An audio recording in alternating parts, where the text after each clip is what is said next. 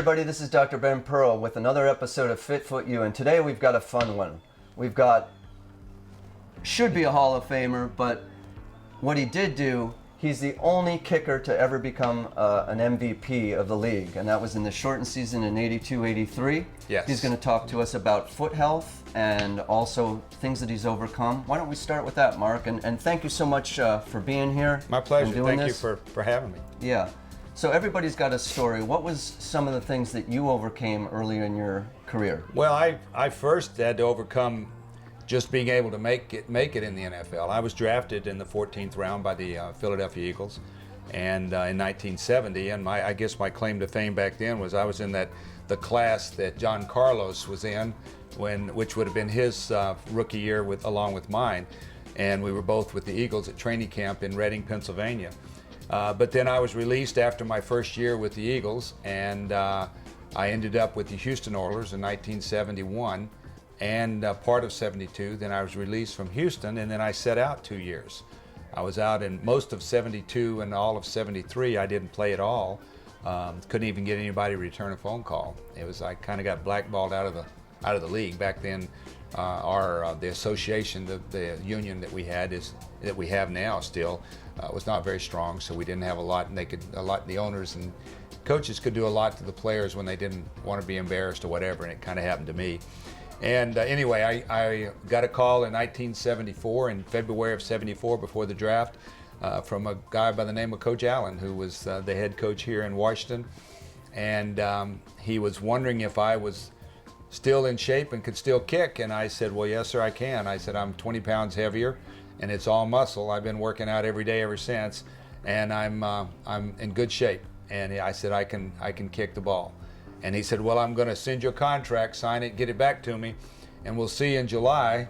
And so I showed up in July for training camp in Carlisle, Pennsylvania, and I heard somebody. I went out to the field and just to check it out. I got there a little bit early, so I went out to check things out, and coming off the field was George Allen, and he hollered my name, and I went running over to him, and he stuck his hand out, and I shook his hand. He pulled me over, and he put his arm around my shoulder, and he said, now, Mark, he said, you know why you're here, don't you? And I said, well, yes, sir, I'm here to win the kicking job. He says, yeah. He says, but the reason you're here is because back in 1971, when you were with the Houston Oilers, you kicked 4 field goals against my Washington Redskins at RFK Stadium in a driving rainstorm. And said, I remember that, and I need a kicker now who I know can kick in any kind of weather at RFK Stadium, which at the time, that was probably RFK was the worst stadium to play in bad weather. And he said, I need somebody that can get me 3 points, because I'm going to always have a great defense. If I can get 3 points and it's raining and snowing, we can win the game. He said, I think you can do that now. All you got to do is go out and beat those other 9 kickers that are on the roster, and the job's yours.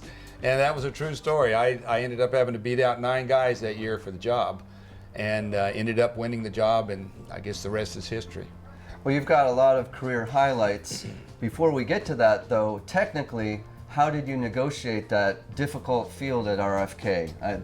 Kickers have a lot of tricks, different shoes they wear. You're talking about feet. One of the things that's different between now and what it used to be is we used to kick outside all the time in the rain, sleet, snow. We didn't have the covered stadiums. We didn't have the AstroTurf, which was the first turf, the artificial turf that they came out with. And it was just a different time. And you had to have your plant foot over the football. And as a straight-on kicker, and I'll try to identify the difference between straight-on and soccer now. The kickers that you see today have developed from the old soccer players that first came in, the Gogolak brothers and a few other guys, the Horst Muhlmans, and those guys that came in, the Jan Stenerud, who was one of the first great soccer kickers in our league, who's in the Hall of Fame, by the way. And the soccer has kind of taken over where you kick with the top of your foot and you're coming from the side. Straight on, as I approached the ball, straight on from behind the football, and I hit it with the toe of my foot. So that was the big difference. I had a little square-toed shoe that was about 3 inches wide, and that was it. I had to get the ball up fast. Soccer guys don't get it. They're usually back a little bit further on their approach, but they've developed a very good way of kicking these days. And so that's kind of where I started. I ended up winning the job. I beat out all these other guys, and I went on to be a fairly decent kicker here in Washington. I would say more than that. Now, you had another trick that you did that I heard about. Actually, our producer Terry told me about it. You would use some socks, and tell us about that. Well, the socks, I guess, was more of almost a superstition. I used to wear at least 3 or 4 socks on my kicking shoe because I have a narrow foot, and I always wanted my shoe to be real tight. And I wish I had it. I tried to find my old shoe and stuff to bring here for this interview so that I could show you the shoe. But I have a real narrow foot, and I like the shoe to be real tight on my foot so I could feel the ball when I hit the ball and the penetration of my foot into the football. And so I would put on as many socks as it would take to make the feel of my foot in the shoe feel good and feel solid. So I knew that when I made the contact with the football, it was going to be the ball that gave way and not the shoe bending or because of my foot not being tight that the shoe would give. And that was what helped me to really explode, to have the football explode off my foot, was the penetration. I remember back in, I guess it's the late 70s, the University of Maryland, their kinesiology department came out and filmed me kicking, and they took one kick and they did 5,000 frames from the time I started moving until I made contact through the football, and you could actually see my foot penetrate the ball and the ball wrap around the end of my foot and explode off, and then it was gone. It was so fast. But that's what I was trying to do, and that's why I wore all the socks, was to make that shoe as tight as possible on my foot without it cutting off the circulation naturally. Now, I know you had a lot of career highlights, and I don't want to steal your thunder, but what are maybe 2 or 3 of the biggest goosebump moments that you had through your career? I know what one of them is. Well, the biggest one probably was the Super Bowl, just playing in the Super Bowl. Show everybody what you got there. Yeah, well, that's the ring right there. So tell us. That's 1982 Super Bowl. I was Super Bowl 17. That was our first Super Bowl win. It was our second Super Bowl to appear in. Coach Allen had taken the team to Super Bowl 7, I think it was, in 1972, and then we repeated that in 1982, and we won, and the team lost the first one. But this was our first team win of a Super Bowl, and that was a big year for me. That was my MVP year. That's when I set the consecutive field goal record, and that kick alone had a lot behind it, and I guess maybe we can talk about that later. But that one kick had a lot waiting on it. There was the kick. It won the game. We ended up winning 15-14. It set a new NFL record for consecutive field goals, and it put us in the playoffs for the first time. It was pretty cold years. that day, right? It was snowing. You couldn't hardly see the goalpost at the time because it was snowing so hard, and it was just a very big kick. The field was a mess. I was saying earlier that the straight-on kicker could keep his foot planted, whereas the soccer guys have their weight out in front of them with their plant foot, and their feet go out from underneath them a lot. But now they play indoors, and they have soccer fields. The AstroTurf or the artificial turf and things of that nature that makes it a lot easier for them to kick in bad weather if they're outside. But for straight-on, what the advantage I had was my weight was always over my plant foot, so I didn't have to worry about losing my plant foot sliding out from underneath me, and that was a big thing. But the Super Bowl was that was one of my big highlights, just being in a Super Bowl, and then to be able to win Super Bowl 17 was a huge win, and to be able to have had a good year, a year that helped to put us there. And then in the Super Bowl itself, I had 9 of the 27 points, so that was important too. But for me, I think the second most probably goosebump would have been kicking the field goal in '82 that won us and put us into the playoffs. That one in '80, the one I talked about a few minutes ago. Just having had the opportunity to be in those situations and to play with the players that I played with, and to play under the coaches that I had were just great times, and will always be great memories for me and my family. And so you had to do this also in concert with your holder, and many people may forget, but for many years it was Joe Theismann, yeah, right? Joe was my main holder. Joe started holding. Actually, Joe and I started off together in 1974, our first years in Washington, and he started holding during training camp. And then when the veterans came in, they wanted Sonny Jurgensen to hold. He was our quarterback, so Sonny held for me my first year. When I won the job, Sonny was the holder in 1974, and then 75, Joe took over because Sonny retired after the '74 season. And Joe began being my holder and was my holder until he broke his leg. And then I had Jay Schrader held for me the rest of '85, and then started in '86 when the year I was released from Washington after we were about I think 6 games into the season I was released, and I ended up going to Cleveland. Yeah, that was a huge national moment. I mean, that injury unfortunately even made the David Letterman show. They had they made a gag out of it. But tell me, now moving forward, you stay healthy. So what's your secret to success? Well, you're 74. You look like you're 60. Yeah, I mean, thanks. you look a good 14 years younger for sure. Well, thank you. But I think the key to my health has been continuing to work out. I never really quit working out. When I was released in 1971, and then was out in 72 and 73, I continued to work hard. I learned then that you don't get anything if you don't earn it. And I worked very, very hard to keep myself in shape. And once I started into the seasons and then getting into the years that I played, I just continued to work hard and work out every day. And after I retired, I decided that if I was going to live long, because I have a pretty good long longevity in my family's history, that I wanted to be healthy if I was going to live a long life. So I have been able to continue working out ever since. I've been retired now almost 35 years, and I probably haven't missed 2 days in those 35 years from working out. And I still do a lot of running.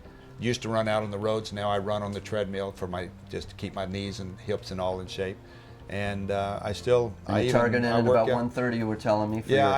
I try to keep my heart rate up around between 125 and 130, 135, something in that range, and keep it there for at least 40 to 50 minutes. And then I try to get an hour to hour and a half workout in every day. And it sounds like you have also, which I think is great for people, an active lifestyle. So you're kind of a carpenter. I do it all. Yeah. I have a farm. I have a 57-acre farm out here in the Shenandoah Valley. Beautiful area to live. And I've done a lot of the work. I live in a 200-year-old barn that I've completely remodeled and turned it into a really nice home. And it's a property that we really enjoy. The kids, my grandkids, all love coming out riding four-wheelers, and I have horses, and we take care of our own hay and stuff. So it's a working farm, but it's just keeps me busy, keeps me active. And two, my job has been for the last 20-something years has been with Five Guys Burgers. I was one of the original franchise guys. I convinced the Morrell family way back in 2001 that we could franchise their 4 stores that they had. Now we have almost 2,000 stores. That's awesome. That's awesome. So you've worn. Hold it. I'm sorry. Yeah. I thought No, that's my fault. It's okay. I thought You I'd. need to get in, sir? Not right now. I'm just EPA. That's what I'm. Okay. Sorry, I should have told you, Mark. I'm sorry. I forgot No, to it's turn okay. it off. I knew to do that. Turned yours off, right? Yeah, I will. I was doing this for the I outline. should have told you guys. Yeah, that's all right. I'm sorry about that. No, we're good. Okay, so he ended up with the 2,000 stores, so whatever you want to go for. Yeah. We're still rolling. Yeah. So you've worn many hats, Mark, and I understand you're also an inventor. We're going to get to my invention in a minute, but I want to hear first about yours. Well, if you've watched football at all, you see all the kickers on the kickoffs or extra points or field goals, things like that. That tee is a tee that I invented way back in the 80s. It's called the Total Tee. I invented it for soccer players because they were always kicking that old orange tee further than the football. And I said, there's got to be an easier way to do this. And because I had camps back then for kickers, and the kids, when I'm trying to teach them to kick, they were always kicking the tee. So I invented that tee where they could flip it over and it was a flat top for their extra points and field. Back then, everybody used the tee to kick off. They still do, I think, in high school, but the colleges and pros kick off the ground now. But back then, they could use the flat side and they could flip it over, and it was carved out inside where they could sit the ball in it and use it for kickoffs. So it was called the Total Tee. And you did that beta with like just a balsa wood carving. Yeah, I cut That's it. cool. I whittled it out of a piece of balsa wood. Awesome. And then we got it. It took me about 6 years to get it approved by the NFL in order to be able to use kickers. And once I started doing that, all the kickers started using it, and boy, then it just blew up. Now, high school, college, pros, they all use that black tea. That's cool. So you have a chronic injury. We're going to get to that. Tell me a little bit about what happened with your foot. And strangely enough, it's not your kicking toe; it's your other toe. Yeah, it's just my big toe on my left foot. I'm not. It's been sore for quite a while now, and I've tried to deal with that. I've had so many aches and pains over my life. I've learned how to just kind of ignore them. But this has kind of been aggravating here over the last month or two.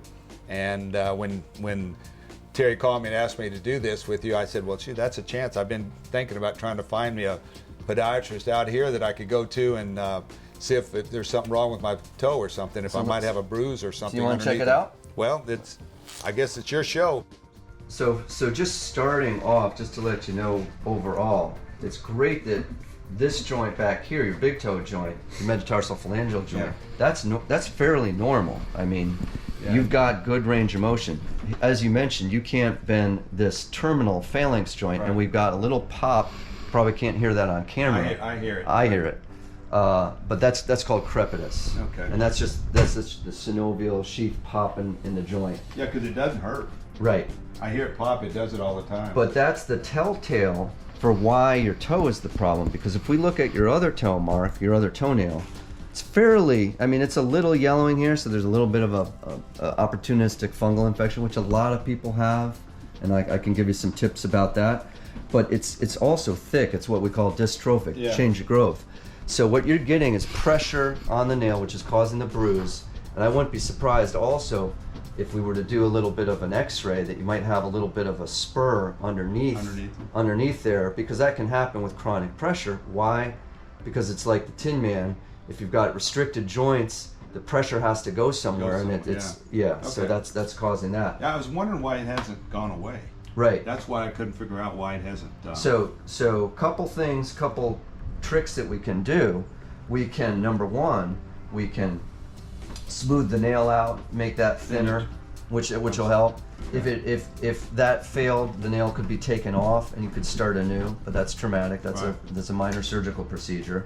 I want to try something I developed with OS first. It's called the turf toe. So I invented this. We just released it just prior to the pandemic. I know that turf toe is a huge problem in the NFL. Yeah. And in college, these kids, because of the turf they play on, they catch their toes, and then they may miss 6-7 games a year from just some. And people laugh at that. How can you miss all these games just because you got turf toe? We were trying last year to get this on. Josh Allen's a colleague of mine knew the orthopedic up there, but they had their protocol. But we're gonna try it on you. It might be a little springboard action to help facilitate the toe off. But then the other thing that we can do is to make sure that we have shoes that are a little bit less of a taper. That's not a bad shoe that you have, Mark. I have these kind of clown shoes myself, these kind of more open shoes. So something like an Ultra or a real wide. And again, that's not a bad one, but you want to avoid the tapered shoe, the tapered cowboy boots, things of that nature. I've been doing that lately. I've been trying to wear shoes that I don't feel any pressure on that toe. And the other thing that we could do, again, if it's continued pain even after we do the nail care, is there's different types of techniques now. I'm using electromagnetic energy. I talked about that before to try to help just healing soft tissue a little bit faster. But some of these simple measures may help you. And then the other thing I want you to do is a little range of motion, a gliding action, transverse across here, and then stabilizing here, and just a little up and down. As long as it's not hurting, just the more motion you can get there, and even if you can get a little oblique twist, it might hurt a little bit there. When you squeeze it, that's when I I squeeze that nail. I feel it on the top, though. That's the only place that I feel it is right on the top. Right. So that's called a subungual hematoma. You've got a chronic bruise underneath that nail. Okay, that's what I kind of figured it would be. So at some point, we'll either A, get this trimmed down when I've got instruments to do so, or B, remove the nail entirely and see if that solves the problem. I'll teach you how to put this on. It's really just like a mitten, and you can see it, when you're walking, if this helps to facilitate. I've even, in some instances, used it the opposite way to have this little polyurethane piece as a protector. Yeah. Other little tricks we can do. Sometimes we'll put a little silicone thimble around just to protect the toe that way. But this is something that if you slip this on and wear it just like a mitten, it'll give you just a little bit more stability towing off. If you find that it's restrictive, then what we'll do is we'll flip and give you a right one, and we'll put it on top this way, and we'll see if it protects it that way, if that works out better. So it's an experiential thing. We try different things for different situations. You have your thing there that you've done. Would I be able to kick off that? Would you show me how to do it? I can show you how. Yeah. Yeah, It's I'd just love. Go ahead. It's going to be. People think kicking is easy. You'll find real quick that making contact with the football is not the easiest thing in the world. The key to kicking straight on is you got to lock your ankle up and you're kicking with your toe. And your plant foot's going to be just a little bit behind the tee.